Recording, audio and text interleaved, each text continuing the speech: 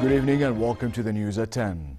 Their Majesties King Abdullah and Queen Rania received General Secondary Education Certificate Examination Tawjihi graduates at Al Husseiniya Palace and congratulated them on their success and excellence. His Majesty voiced pride in their efforts of academic staff to uplift the whole educational process. He said the kingdom has a real wealth of creative and ambitious youth, adding that efforts are non-stop to support Jordanian young men and women. The King and the Queen talked with the graduates about their education and future academic aspirations. His Majesty the King discussed with Crown Prince of the Kingdom of Norway, Haakon, ways to promote economic and military cooperation between the two countries.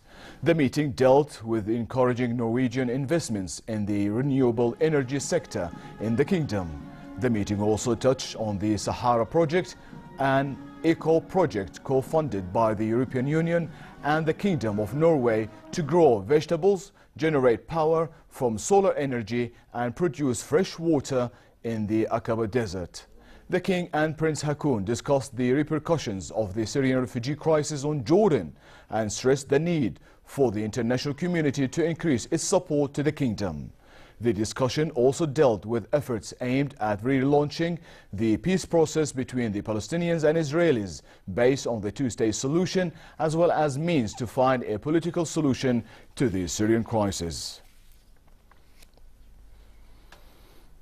Crown Prince Haakon said his country's government and the whole world appreciate Jordan's role in assisting and supporting refugees on its territory despite limited resources. The Crown Prince commended the services Jordan provides to the refugees inside refugee camps and in host communities during a visit he paid to the UNICEF-supported Makani Center. He stressed that the Kingdom of Norway is working with UNICEF and the Jordanian government to provide suitable educational opportunities for refugees in Jordan.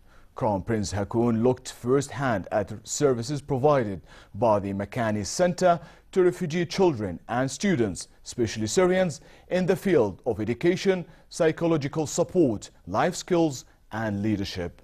He also visited an elementary school in Amman, which runs 2 shifts in order to cater for Jordanians and Syrian students.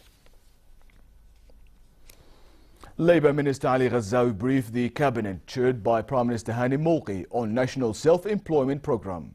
The programme includes government procedures to increase the employment of Jordanians in 6 key sectors, including tourism, industry, construction, agriculture, services and energy.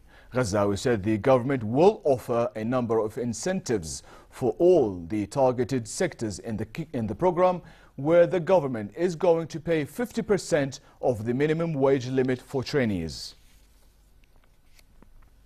Minister of Foreign and Expatriate Affairs Ayman Safadi, along with his French counterpart Jean-Yves Le Drian, agreed to promote political and security cooperation between the two countries.